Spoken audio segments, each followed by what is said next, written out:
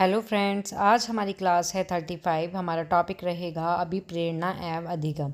ये आपका यूनिट 2 है। यूनिट 2 के अंदर ये आपका टॉपिक है जो इम्पोर्टेंट है आपका रीट एग्ज़ाम के लिए। ये क्लास है आपकी स्पेशल, लेकिन ये जो टॉपिक है अभिप्रेरणा ये आपका ऑल टीचिंग एग्ज़ाम के लिए इम्पोर्टेंट है। सभी शिक्षक भर्ती परीक्षा हेतु ये जो टॉपिक है मोस्ट इम्पोर्टेंट है आपका। ओके, तो नाउ स्टार्ट करते हैं हम इसको। जिसको भी वीडियो पसंद आए वो इसको लाइक शेयर सब्सक्राइब करना ना भूले। तो हम स्टार्ट करते हैं। इसमें आता है सबसे पहले हमारा टॉपिक है अभिप्रेरणा, जिसको हम बोलते हैं मोटिवेशन। ठीक है, तो अभिप्रेरणा का अर्थ सबसे पहले हमें इसका मीनिंग पता होना चाहिए कि किसी भी व्यक्ति के लक्ष्य को हासिल करने के लिए उसे प्रेरित करना। कि कोई भी व्यक्ति है, ठीक है, उसके लक्ष्य को हासिल करने के लिए उसे क्या किया जाए, प्रेरित किया जाए। किसी व्यक्ति को कोई लक्ष्य प्राप्त करना है तो उस लक्ष्य को प्राप्त करने के लिए उसको क्या किया जाए, प्रेरित किया जाए कि भाई तुम ये चीज़ करो, ये काम करो तो तुम अपने लक्ष्य तक अवश्य पहुंच जाओगे। मोटिवेट करो उसको, मतलब। तो ये होता है आपका अभिप्रेरणा। ओके, आगे इसमें आपका आता है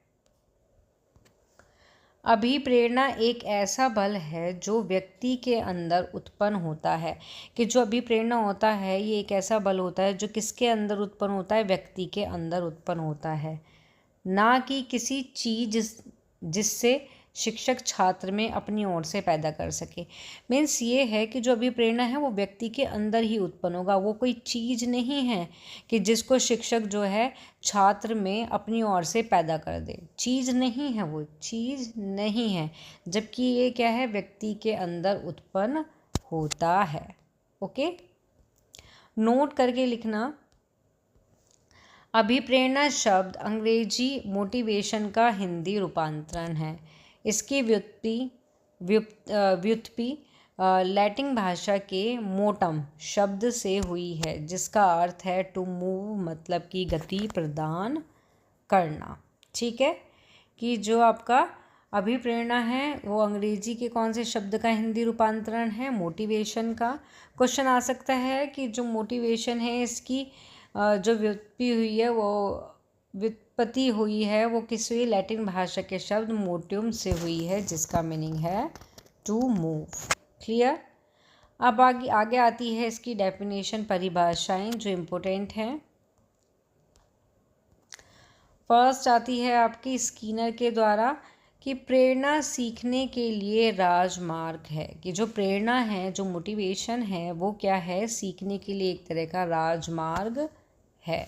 ओके, सेकंड आती है हमारी गुड के अनुसार कि अभिप्रेरणा कार्य को आरंभ करने, नियंत्रित करने और जारी रखने की प्रक्रिया है। कि जो मोटिवेशन होता है वो कोई भी काम हो, कोई हम कार्य कर रहे हैं उसको स्टार्ट करने के लिए, उसको नियंत्रित करने के लिए और उसको जारी रखने की एक तरह से क्या है, प्रोसेस है, एक तरह का प्रक्रिया है। ये किसने कहा है, ये कहा है आपका गुड ने।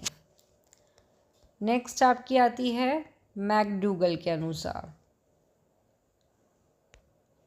मैकडूगल क्या कहते हैं कि अभिप्रेरणा वे शारीरिक और मनोवैज्ञानिक दशाएं हैं जो किसी कार्य को करने के लिए प्रेरित करती हैं। कि मोटिवेशन हमारी शारीरिक और मनोवैज्ञानिक की दशाएं होती हैं जो कार्य को करने के लिए क्या करती हैं, प्रेरित करती हैं। क्लियर हुआ आपको कि अभिप्रेरणा क्या होता है। अभिप्रेरणा यही है कि जो व्यक्ति के अंदर हो, ठीक है, खुद से ही पैदा होता है और लक्ष्य को हासिल करने के लिए बस व्यक्ति को क्या किया जाता है, प्रेरित किया जाता है। ठीक है, तो नेक्स्ट हेडिंग आती है इसी के अंदर हमारी अभिप्रेरणा करने की विधि। कि अभिप्रेरण करने की क्या है, विधियां हैं। इसकी बहुत सारी विधियां होती हैं। तो यही है कि जो अध्यापक है, जो हमारा टीचर होता है, जो हमारे टीचर होते हैं वो स्टूडेंट मतलब विद्यार्थी को सीखने तथा अभिप्रेरित करने के लिए निम्नलिखित विधियों का क्या करते हैं, प्रयोग करते हैं। जिसमें हमारी फर्स्ट विधि आती है खेल। तो इसमें क्या होता है कि खेल जो है वो छात्र उन आनंदमय अनुभव की इच्छा करते हैं जिससे संतोष प्राप्त होता है। ठीक है, खेल से क्या होता है, अगर बच्चे को खिला रहे हैं तो उसको क्या होगा, उसको खेल से बच्चे को क्या होता है, संतोष, संतोष प्राप्त होता है। ठीक है, इसमें क्या होता है कि टीचर है, जो शिक्षक है, उसको बच्चों को क्या है, खेल खेल के माध्यम से अनुभव कराना चाहिए, जिससे क्या है, विद्यार्थी को संतोष मिले। ठीक है, और संतोषप्रद प्रेरणा ही विद्यार्थी को अधिक ज्ञान प्राप्त करने के लिए प्रेरित करेगी। तो खेल के माध्यम से भी बच्चों को मोटिवेट करना चाहिए। ठीक है, सेकंड आता है इसमें रुचि। तो रुचि में क्या आता है कि जो विद्यार्थी हैं जिस भी कार्य में अधिक रुचि लेगा, अगर कोई विद्यार्थी है या फिर कोई स्टूडेंट है, अगर किसी भी कार्य में क्या कर रहा है, वो अधिक रुचि ले रहा है। ठीक है, किसी भी कार्य में क्या कर रहा है, अधिक रुचि ले रहा है, तो उसमें उसकी अधिक अभिप्रेरणा होगी। ठीक है, उस काम को करने में उसकी क्या होगी, अधिक क्या होगी, प्रेरणा होगी। और प्रेरणा से वह कार्य को क्या कर लेगा, बहुत जल्दी और भली भांति उसको सीख जाएगा। तो शिक्षक को विद्यार्थी की रुचि को पहचान कर शिक्षण कार्य करना चाहिए।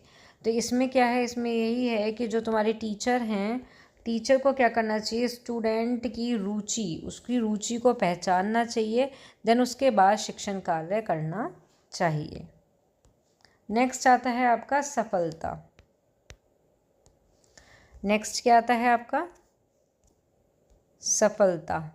सफलता में क्या होता है कि तुम्हारे जो टीचर होते हैं, अध्यापक को समस्त कक्षा के लिए सफलता के लिए एक लक्ष्य निर्धारित करने चाहिए। टीचर को क्या करना चाहिए, समस्त कक्षा के लिए, जो भी कक्षा है, समस्त कक्षा के लिए या कक्षा की सफलता के लिए लक्ष्य को क्या करना है, लक्ष्य को क्या करना है, निर्धारित करना चाहिए, जिनकी प्राप्ति किस तरीके से हो सके, सुगमता से हो सके।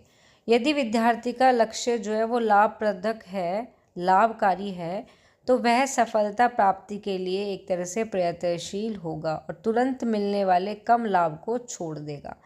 मीन्स जो बच्चा है, अगर उसको कम लाभ मिल रहा है तो उसको छोड़ देगा, लेकिन अगर उसका लक्ष्य है जिसमें उसको सफलता प्राप्त हो रही है तो वो उसको पकड़े रखेगा। ओके, नेक्स्ट आता है प्रतिद्वंद्विता। इसमें क्या होता है, पाठ्य सहगामी जो क्रियाएं होती हैं, क्या होती हैं, पाठ्य सहगामी क्रिया। पाठ्य सहगामी जो क्रियाओं में क्या करना चाहिए, प्रतियोगिता प्रेरणा का एक विशिष्ट क्या होता है, साधन होता है। मतलब कि विद्यालय में अध्यापक विद्यार्थी के मध्य प्रतियोगिता कार्यक्रम के माध्यम से भी प्रेरणा प्रदान कर सकता है। प्रतिद्वंद्विता में यही है कि कोई भी स्कूल है, कोई भी स्कूल में कोई टीचर है, वो क्या करेगा, स्टूडेंट विद्यार्थी के मध्य कोई भी प्रतियोगिता का क्या कराएगा, कार्यक्रम करवाएगा, और उसके माध्यम से भी उसको प्रेरणा प्रदान कर सकता है। ठीक है, फिर आता है सामूहिक कार्य। इसमें क्या होता है कि विद्यार्थी अवलोकन और अनुकरण के द्वारा सीखता है। ठीक है, कोई भी स्टूडेंट है, तो जो स्टूडेंट है वो किसके, अवलोकन और जो अनुकरण है, अनुकरण, इसके माध्यम से सीखता है। इसलिए विद्यार्थी को प्रेरित करने के लिए विद्यार्थी को क्या करना चाहिए, सामूहिक जो कार्य होते हैं, सामूहिक कार्य के जो आदर्श हैं उसको प्रस्तुत करना चाहिए, जिसको देखकर विद्यार्थी क्या कर सके, अनुकरण कर सके। ठीक है, और ऐसे आदर्शों का इसमें प्रदर्शन करना चाहिए कि जो श्रव्य भी हों और दृश्य, इन दोनों सामग्री का उपयोग किया जा सके, कि वो देख भी सकें और सुन भी सकें। तो छात्रों को सामूहिक कार्य की ओर प्रेरित करना चाहिए। ठीक है, नेक्स्ट आता है इसमें 6th, प्रशंसा और सुदृढ़ करना। इसमें क्या होता है कि जो स्टूडेंट होता है, स्टूडेंट को अभिप्रेरित करने में प्रशंसा अधिक प्रभावशाली होती है।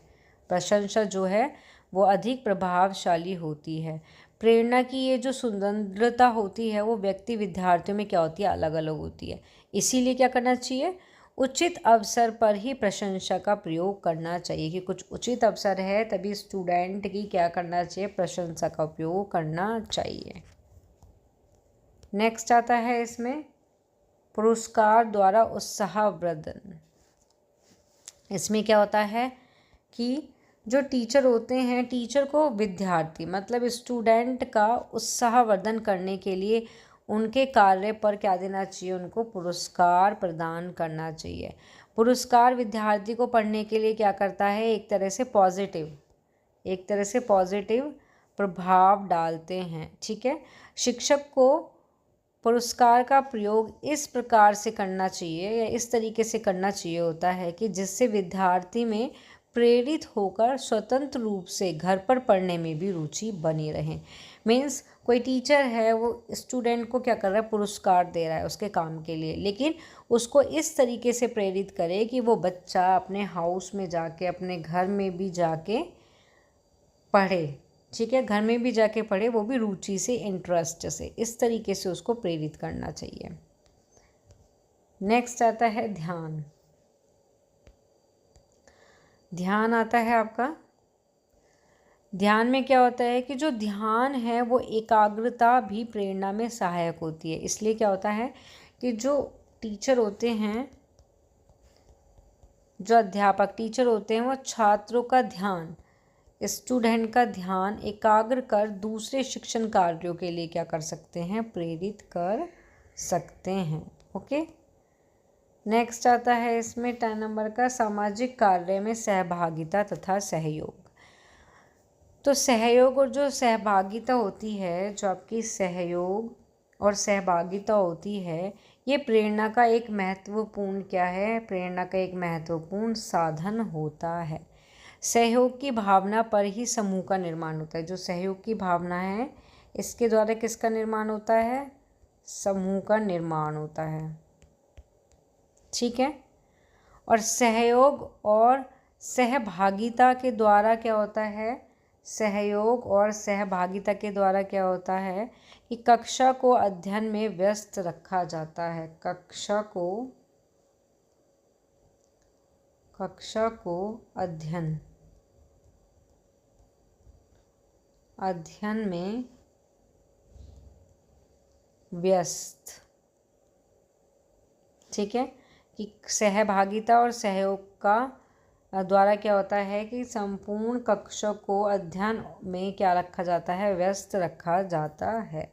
ओके, नेक्स्ट और लास्ट इसकी विधि, कक्षा का वातावरण। तो कक्षा में क्या होता है, बाह्य तथा आंतरिक अभिप्रेरणा दोनों की आवश्यकता होती है।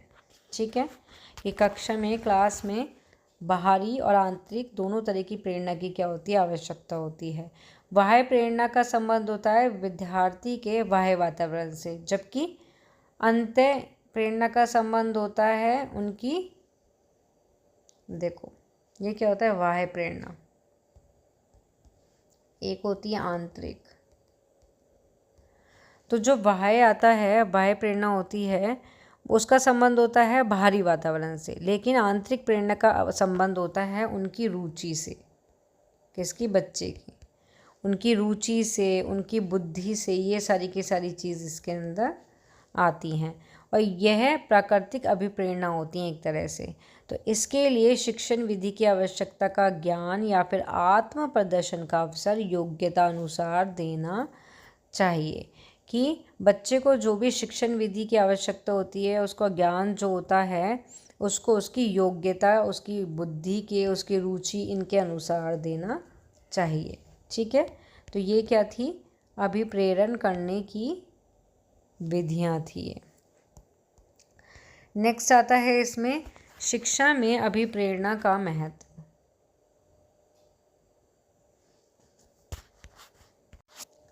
तो इसमें क्या है आपका कि शिक्षा में अभिप्रेरणा का महत्व, जिसमें हमारा फर्स्ट पॉइंट आता है सीखना। ठीक है, तो सीखना जो है, सीखने का प्रमुख जो आधार है वो क्या है, एक तरह से प्रेरणा होती है। ठीक है, सीखने की क्रिया में जो भी परिणाम का नियम है वो एक प्रेरक का कार्य करता है। जैसे जिस भी कार्य को करने से सुख मिलता है उसे वह पुनः करता है। ठीक है, दुख होने पर उसको क्या करता है, वो छोड़ देता है। यदि परिणाम का नियम है, यही क्या है, परिणाम का नियम है, मतलब कि अगर कोई अच्छा रिजल्ट आ रहा है, पॉजिटिव रिजल्ट आ रहा है, तो वो उसको दोबारा करेगा।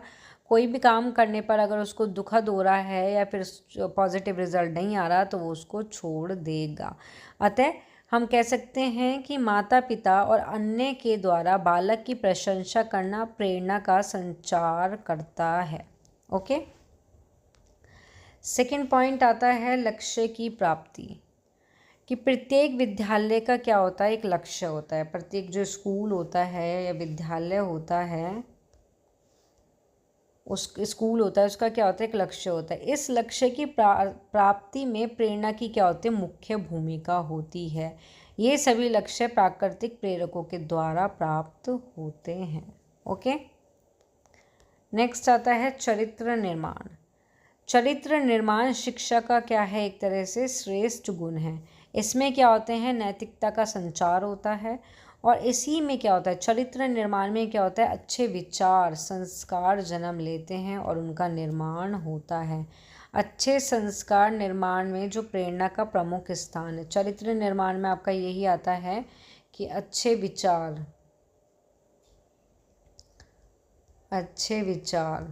ठीक है, अच्छे विचार संस्कार, इनका जन्म और निर्माण होता है। आता है फिर आपका अवधान। अवधान में क्या होता है कि जो सफल अध्यापक के लिए ये बहुत आवश्यक होता है कि छात्र का जो अवधान है वो पाठ की ओर बना रहे। यह प्रेरणा पर ही निर्भर करता है, और प्रेरणा का अगर अभाव रहेगा तो पाठ की ओर अवधान नहीं रख पाएंगे। ठीक है, नेक्स्ट आता है आपका अध्यापन विधि। इसमें क्या होता है कि जो शिक्षण होता है, टीचिंग जो होती है हमारी, टीचिंग की पारिस्थितिकी के अनुरूप अनेक क्या होती है, शिक्षण विधि का यूज़ किया जाता है, प्रयोग किया जाता है। ठीक है, तो इसी प्रकार जो प्रयोग किए जाने वाले शिक्षण विधि में भी क्या होता है, जो प्रेरणा होती है उसकी क्या होती है, महत्वपूर्ण स्थान होता है। ओके, नेक्स्ट आता है आपका पाठ्यक्रम। तो इसमें क्या है कि बालक के पाठ्यक्रम निर्माण में, बालक है कोई, उसका अगर हम पाठ्यक्रम का क्या कर रहे हैं, निर्माण कर रहे हैं, तो प्रेरणा जो है वो महत्वपूर्ण स्थान रखती है वहाँ पे। पाठ्यक्रम में ऐसे विषय को स्थान देना चाहिए, जो पाठ्यक्रम है आपका, उसमें ऐसे सब्जेक्ट या ऐसे विषय को स्थान देना चाहिए जो उसमें प्रेरणा या फिर रुचि उत्पन्न कर सकें। ठीक है, और सीखने का वातावरण भी जो है बन पाए वहाँ पे। तो इस तरीके का पाठ्यक्रम में कोई स्थान देना चाहिए। नेक्स्ट आता है, लास्ट आता है आपका अनुशासन। इसमें क्या है कि यदि उचित प्रेरकों का प्रयोग विद्यालय में किया जाता है तो अनुशासन की समस्या पर्याप्त सीमा तक क्या हो जाती है, हल हो जाती है।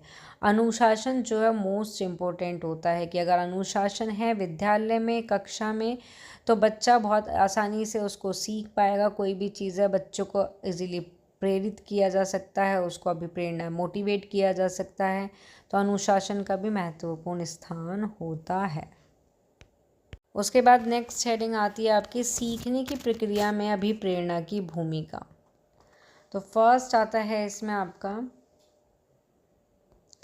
शिक्षक को विद्यार्थी के समक्ष कार्य से संबंधित समस्त उद्देश्य रखने चाहिए जिससे सीखने की प्रक्रिया प्रभावशाली बन सके। कि जो टीचर है उसको विद्यार्थी के सामने कार्य से संबंधित उद्देश्य को रखना चाहिए जिससे सीखने की प्रक्रिया कैसी रहे, प्रभावशाली बन सके। नेक्स्ट इसमें सेकंड पॉइंट आता है आपका, उच्च आकांक्षाएं, स्पष्ट उद्देश्य, परिणाम का ज्ञान विद्यार्थी की आत्म प्रेरणा के लिए प्रोत्साहन का कार्य करती है। कि जो उच्च आकांक्षाएं होती हैं, उद्देश्य होते हैं, जो परिणाम होते हैं, ये सभी किस चीज़ का कार्य करते हैं, प्रोत्साहन का कार्य करते हैं बालक के लिए। नेक्स्ट आता है आपका, शिक्षक छात्र में रुचि उत्पन्न कर ध्यान को केंद्रित कर देता है। कि जो टीचर अगर छात्र में क्या करे, रुचि उत्पन्न कर देगा, तो उसका ध्यान क्या कर देगा, केंद्रित कर देगा, जिससे रुचि के बढ़ने से अभिप्रेरणा में वृद्धि होती है, कि अगर रुचि बढ़ रही है, इंटरेस्ट बढ़ रहा है, तो अभिप्रेरणा में भी क्या होगी, वृद्धि होगी। नेक्स्ट है आपका, यदि शिक्षक विद्यार्थी की आयु मानसिक परिपक्वता के अनुरूप उन्हें कार्य दे तो सीखने की प्रक्रिया प्रभावित होगी।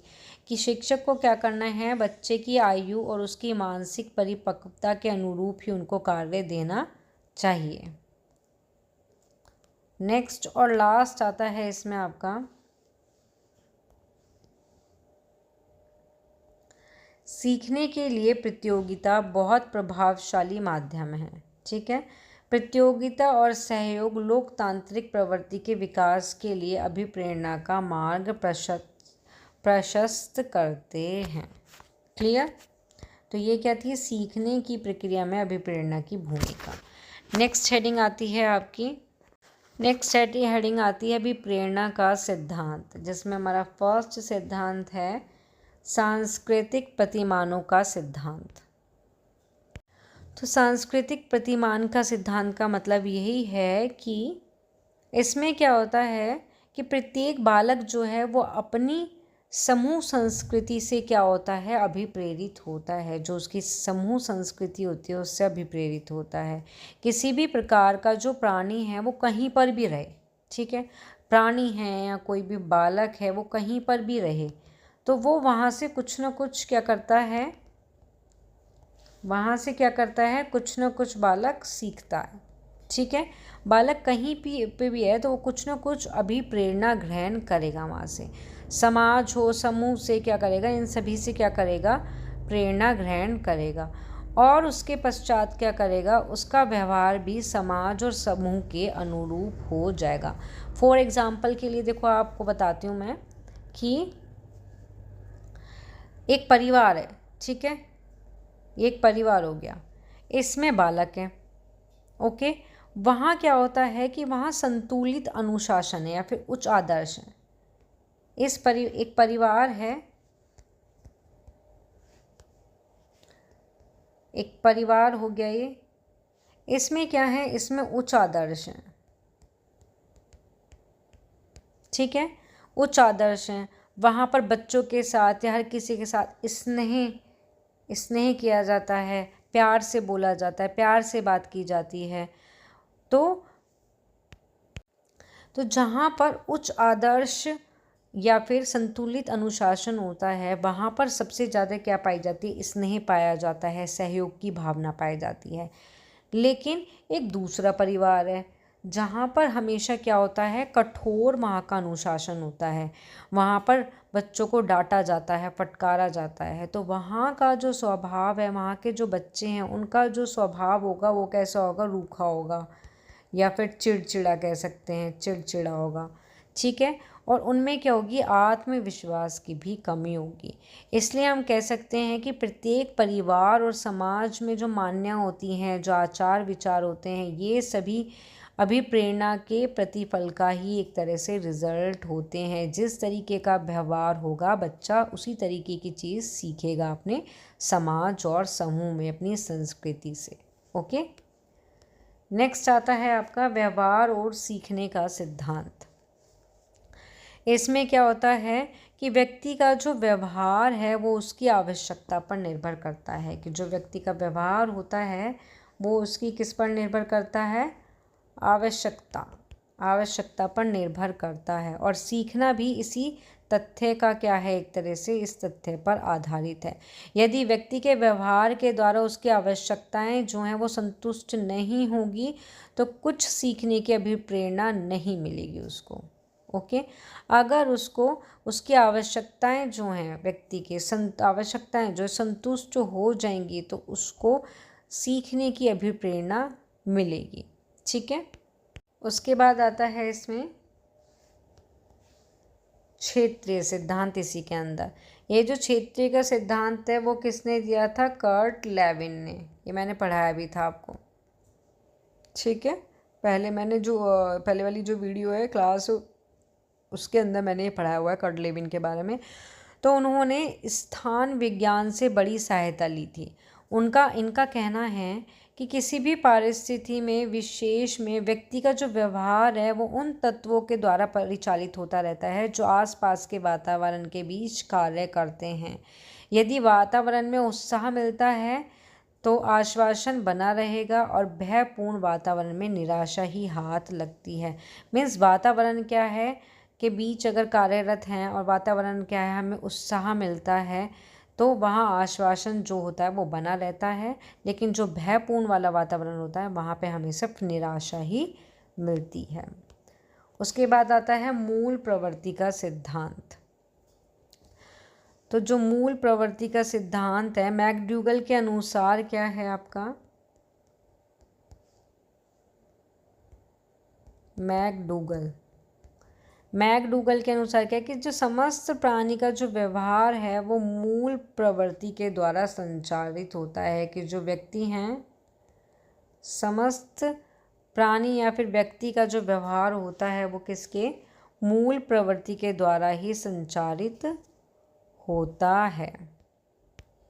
और मैकडूगल का कहना है कि जो संवेग होता है, संवेग का व्यक्ति की मूल प्रवृत्ति के साथ घनिष्ठ संबंध होता है, जिससे व्यक्ति में क्या होता है, स्थायी भाव का निर्माण होता है और जो चरित्र होता है उसका भी गठन होता है। ठीक है। उसके बाद आता है आपका मनोविश्लेषण का सिद्धांत। मनोविश्लेषण का सिद्धांत, इस सिद्धांत के अनुसार मन की निम्नलिखित 3 अवस्थाएं मानिए। ठीक है। मन की कितनी अवस्था मानी है, 3। मन की कितनी अवस्था मानी है, 3 अवस्था मानी है, चेतन मन, अचेतन मन और उपचेतन मन। ये जो सिद्धांत है, इस सिद्धांत के जो प्रवर्तक हैं वो कौन है, फ्राइड, युंग, एल्डर। ठीक है। इस सिद्धांत के जो प्रवर्तक हैं वो ये सभी हैं। तो जो मनोवैज्ञानिक हैं उनके अनुसार ये मत था कि जो मनुष्य के व्यवहार का जो संचालन होता है, कि मनुष्य जो है आपका, मनुष्य के व्यवहार का जो संचालन होता है वो अचेतन मन के द्वारा होता है। किसके द्वारा होता है, अचेतन मन के द्वारा होता है। चेतन अवस्था में होते हुए भी संस्कार हमारे अचेतन मन पर पड़ेंगे। जो संस्कार हैं वो हमारे अचेतन मन पर पड़ेंगे, उसी के आधार पर ही हमारे चरित्र का निर्माण होता है। ठीक है। अब इसमें क्या है, इसी के अंदर कि जो तुम्हारे फ्राइड हैं उन्होंने सेक्स को क्या माना, अचेतन मन का आधार माना। ठीक है। अब जो तुम्हारे एल्डर हैं इन्होंने आत्मगौरव की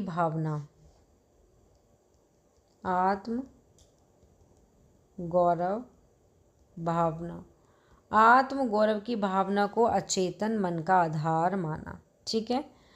अब जो आपके युंग आते हैं, युंग ने जातीय संस्कृति को अचेतन मन का आधार माना। क्वेश्चन आ सकता है कि फ्राइड ने अचेतन मन का आधार किसको माना, तो सेक्स को माना। एडलर ने किसको माना, आत्मगौरव को माना। और युंग ने किसको माना, तो जातीय संस्कृति को अचेतन मन का आधार माना। क्लियर हुआ आपको ये। उसके बाद नेक्स्ट हेडिंग आती है अभिप्रेरणा के प्रकार की, टाइप्स ऑफ अभिप्रेरणा। ठीक है। तो अभिप्रेरणा के 2 प्रकार होते हैं। फर्स्ट है सकारात्मक अभिप्रेरणा, सेकंड होती है नकारात्मक अभिप्रेरणा। ओके। तो जो सकारात्मक अभिप्रेरणा होती है इसके बारे में पढ़ेंगे। तो इसमें है ये क्या होती है, आंतरिक अभिप्रेरणा जो है 2 प्रकार की होती है। सकारात्मक जिसको हम आंतरिक व स्वप्रेरित बोलते हैं। सेकंड होती है नकारात्मक अभिप्रेरणा जिसको बाह्य या दूसरे के द्वारा प्रेरित बोलते हैं। ओके। अब हम बात करेंगे सबसे पहले कि जो हमारी आंतरिक फर्स्ट वाला कि जो सकारात्मक अभिप्रेरणा, ओके, इसमें क्या होता है हमारा, ये जो सकारात्मक प्रेरणा होती है, सकारात्मक अभिप्रेरणा में होता है कि इसमें जो व्यक्ति है, इसमें व्यक्ति स्वयं प्रेरित होकर अपनी इच्छा से काम करता है और इसे प्राकृतिक अभिप्रेरणा भी कहा जाता है। क्या कहा जाता है इसको? प्राकृतिक अभिप्रेरणा भी इसको कहा जाता है। इसमें व्यक्ति खुद ही प्रेरित होकर अपनी इच्छा से क्या करता है?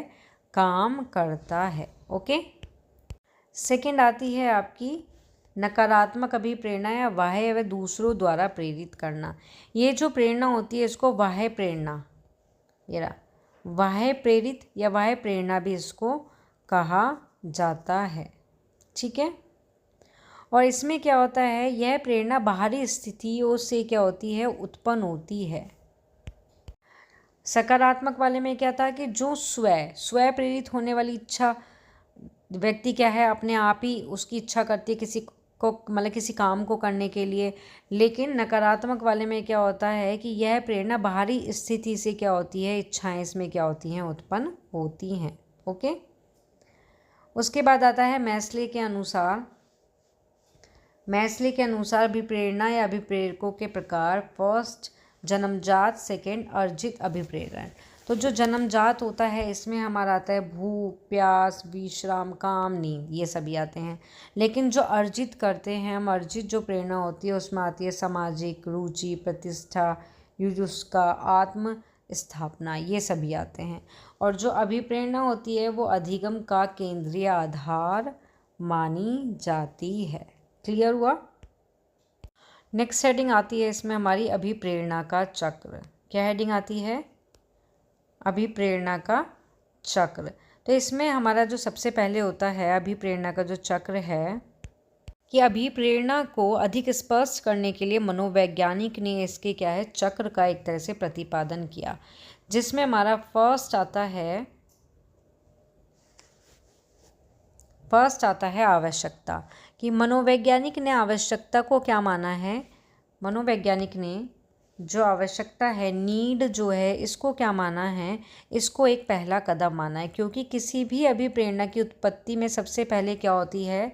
आवश्यकता उत्पन्न होती है। जब प्राणी के शरीर में किसी भी चीज़ की कमी हो या फिर अति की अवस्था हो या किसी भी कारण से उत्पन्न होती है तो इसे क्या बोलते हैं? आवश्यकता बोलते हैं। फॉर एग्जाम्पल के लिए बोल सकते हैं, जैसे प्यास की अवस्था में व्यक्ति की कोशिका में पानी की कमी हो जाती है, जबकि पेशाब जाने की आवश्यकता जब उत्पन्न होती है तब ऐसी अवस्था में शरीर में कुछ पदों की अधिकता होती है। तो इस अवस्था को निष्कासन आवश्यकता कहते हैं।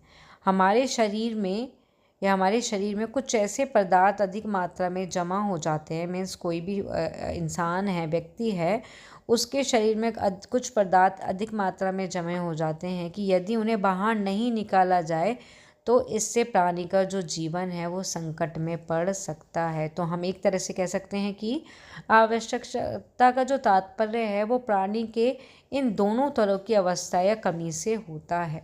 ठीक है, कि जो नीड है वो महत्वपूर्ण है। फर्स्टली क्या आता है इसके बाद आपका अंतरोदन, जिसको हम प्रमोद बोलते हैं या प्रणोद बोलते हैं, ड्राइव बोलते हैं।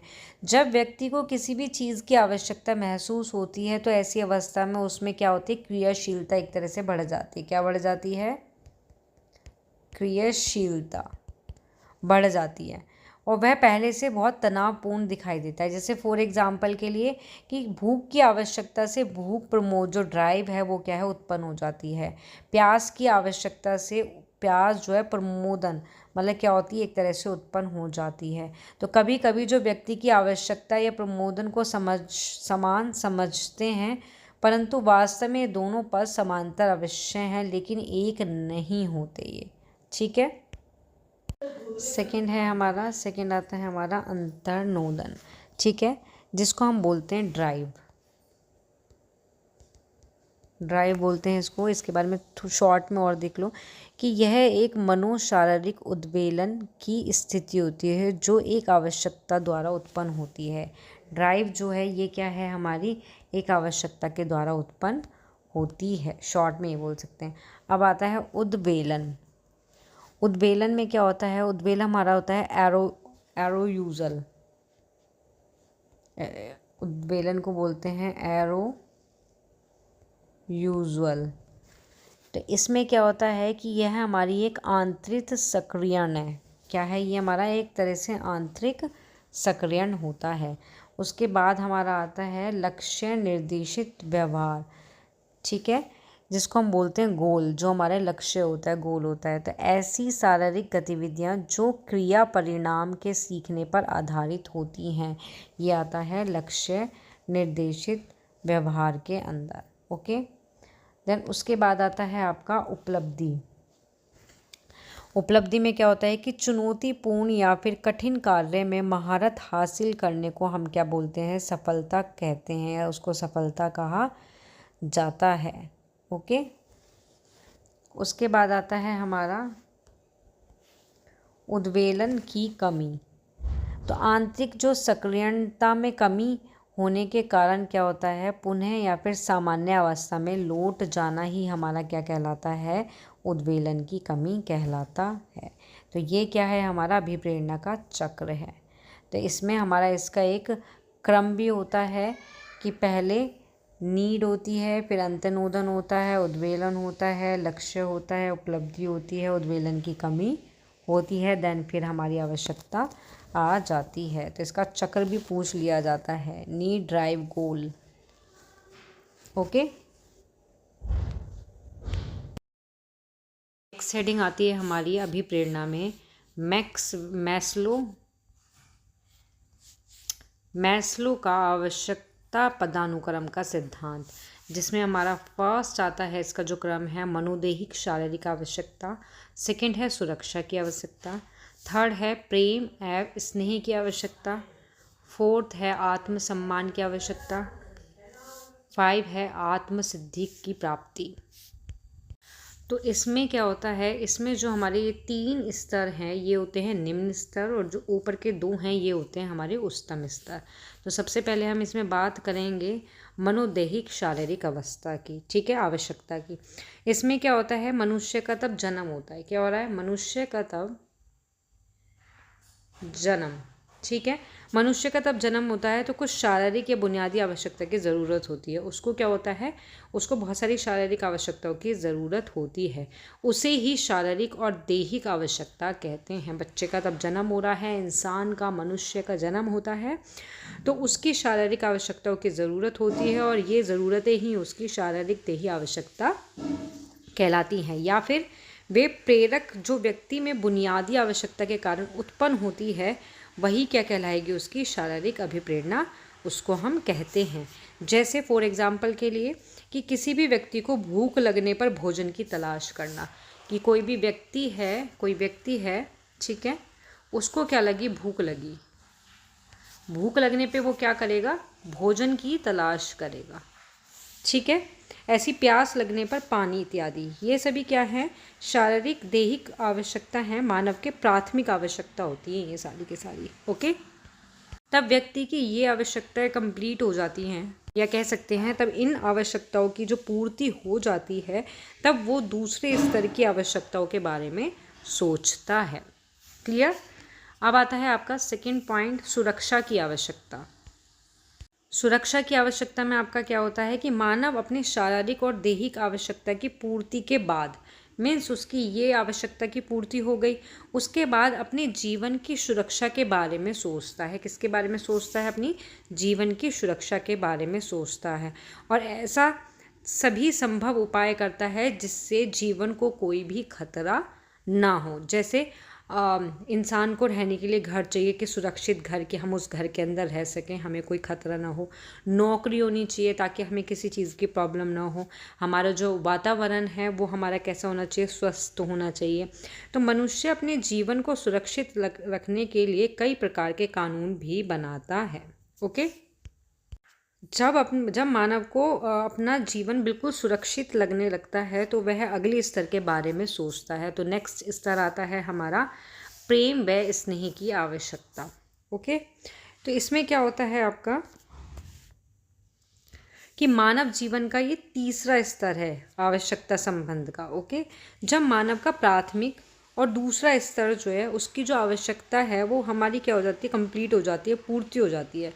तो वह समाज से क्या चाहता है कि उसको प्रेम मिले, स्नेह मिले, सहानुभूति की वो क्या करता है, एक तरह से अपेक्षा करता है। और वह इसी भावना के तहत अपने निकट के जो संबंधी होते हैं, जो उनके पड़ोसी होते हैं, संबंधी हैं, पड़ोसी हैं, जो उनके मित्र होते हैं या दूसरे लोग से मधुर संबंध कायम करता है वो, ठीक है। वह ये चाहता है, कोई भी व्यक्ति ये चाहता है कि वह दूसरे लोगों को स्नेह दे और वे भी उसको क्या दें, स्नेह दे। मीन्स वह लाइव एंड लेट लाइव के सिद्धांत पर विश्वास रखता है। किस पर विश्वास रखता है? लाइव एंड लेट लाइव के सिद्धांत पर विश्वास रखता है। क्लियर? नेक्स्ट आता है अब आपका 4, आत्मसम्मान की आवश्यकता।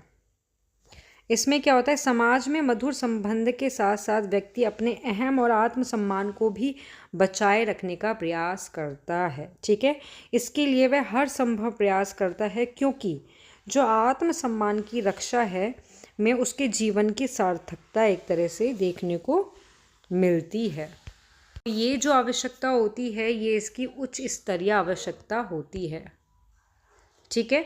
कैसे आवश्यकता होती है इसकी? उच्च स्तरीय आवश्यकता इसकी होती है। ओके, देन इसके बाद आता है आपका नेक्स्ट और लास्ट है इसका आत्मसिद्धि की प्राप्ति। इसमें क्या होता है, अंत में व्यक्ति की सबसे बड़ी इच्छा होती है कि वह समाज के हित में कुछ योगदान कर सके, ताकि लोग उसके मरने के बाद भी उसे याद कर सके। ये आता है इसका आत्मसिद्धि की प्राप्ति के अंदर। एक हर व्यक्ति की इच्छा होती है कि वो समाज के लिए कुछ ऐसा करे कि जो मरने के बाद भी उसको याद किया जाए। और यह योगदान जो है वो आर्थिक,